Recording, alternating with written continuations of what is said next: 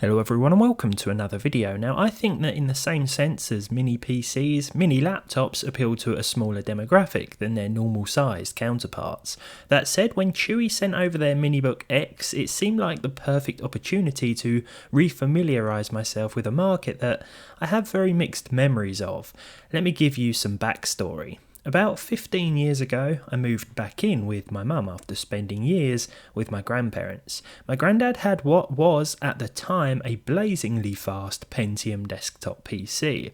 After a couple of weeks begging my mum for a computer of our own, we ended up with a netbook or notebook. From what I recall, it was pretty terrible, as it seemed most of them were. It had about 1 GB of RAM and an Atom processor.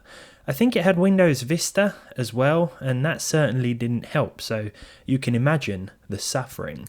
That said, my sister and I were still really grateful, and despite the frustration and what ended up being a fear of turning the thing on, we used it until it died. By this time, even my mum hated it, and since then we've all steered well clear of little laptops.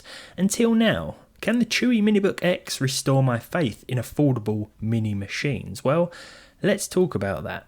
For just under £300 at the time of upload, we get an Intel N100 quad-core CPU, 12GB of LPDDR5 RAM and a 512GB SSD. Entry-level CPUs have come a long way in recent years, and the power-efficient N100 is no exception. For web browsing, watching videos and other basic tasks, it's absolutely fine. For some context, the N100 falls a couple of hundred points short of the desktop Pentium G7400, which itself is no slouch for daily computing. We also have integrated UHD graphics, which should be able to handle some very light gaming, though maybe not at native resolution. Speaking of which, the screen is a 10.51-inch 1920 by 1250Hz IPS display. In my opinion, the brightness and vibrancy are decent. A key selling point to one of these is of course portability, with weight and build quality also being important factors. You don't want to carry around something too heavy, nor something unable to withstand the consistent bouncing of an ill-fitting backpack, for example. Despite weighing in at less than a kilogram, around £2, it still feels solid and fairly robust, whether it's in laptop or, thanks to the 360-degree swivel, tablet mode. I much prefer it as a laptop. I don't think Windows 11 in tablet mode is particularly intuitive, which isn't anything to do with Chuwi of course, and some of you may love it. Pushing the screen back halfway into viewing mode could also be useful as well, whether it's for playing games with a controller or watching a film. I like that the options for both traditional laptop mode and tablet mode are there. Whether you want to poke the touchscreen or bend the screen back, the MiniBook X feels like it can withstand the hands-on experience it offers.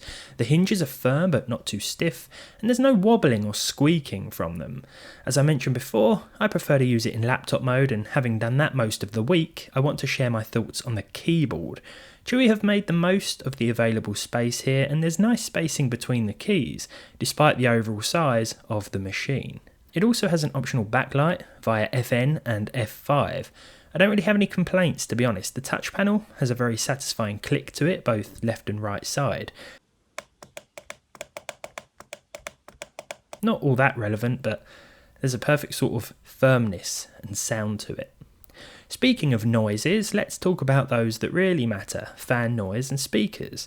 The MiniBook X is inaudible during low load, as the fan doesn't start spinning until the thing heats up, and even then, it's fairly quiet. As a side note, I really appreciate how easy it is to take the back panel off, perfect for upgrading the NVMe SSD if we want to. As for the speakers, let me play you a little bit of in-game noise from GTA 5. This segues nicely into the gaming aspect.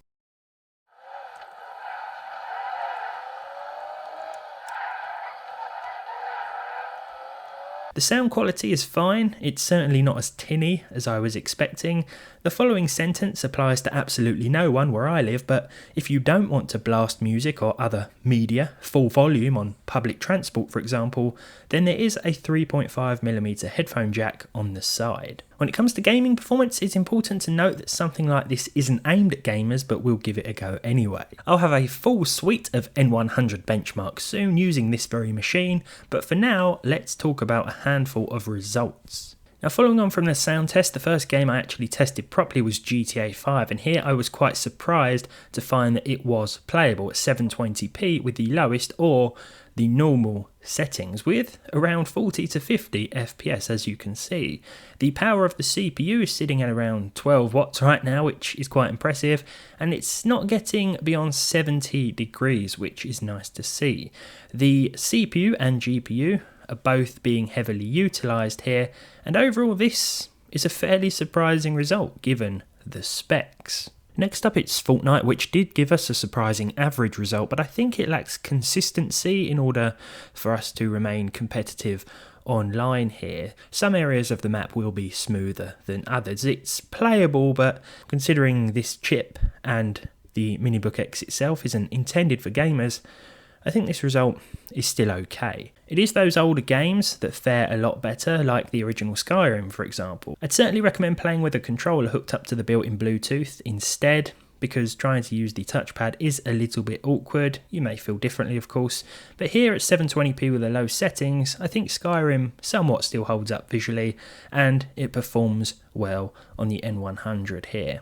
Not too bad. I had no hope with this dragon flying above though, because I was trying to control the game while filming. Finally, it's Minecraft. Now this is the perfect sort of game for a machine like this, although we do still have to turn the settings down using the fast visual preset with 6 chunks render distance at 720p here, granted us an average of at least 60 FPS. We were seeing this figure most of the time, though there were a few dips and drops here and there as to be expected from an entry level chip like this. Even when gaming, the noise coming from the fan is very quiet, and it's nice that this machine doesn't sound like a jet engine under heavy load. Now overall, the Chuwi MiniBook X is an interesting little machine. The build quality is solid, and it's nice to see that the entry-level N100 processor has been paired with 12 gigs of DDR5, which certainly helps squeeze more performance from this little portable package. I can't end without mentioning the battery life of course, which will depend on what you're doing. With me, it's usually all or nothing. If my laptop is on, then I'm using it full steam ahead. Leaving games to download in Steam in the background, watching YouTube videos and typing this script got me just less than 3 hours. Gaming on the battery power will drain it far quicker, and casual usage will extend that figure. It totally depends on what you're doing, of course. If you wanted something like this to slip into a bag and take to school or the office, to just whip it out and take a few notes, send a few emails, it will be ideal. It could also be perfect for those more compact desk setups and perhaps as a secondary machine, a companion to your main rig. But as always, be sure to let me know your thoughts in the comments down below. Thank you to Chuwi for sending over this review unit for us to look at today. Thanks to all of you, of course, for watching, and hopefully I'll see you all again very soon.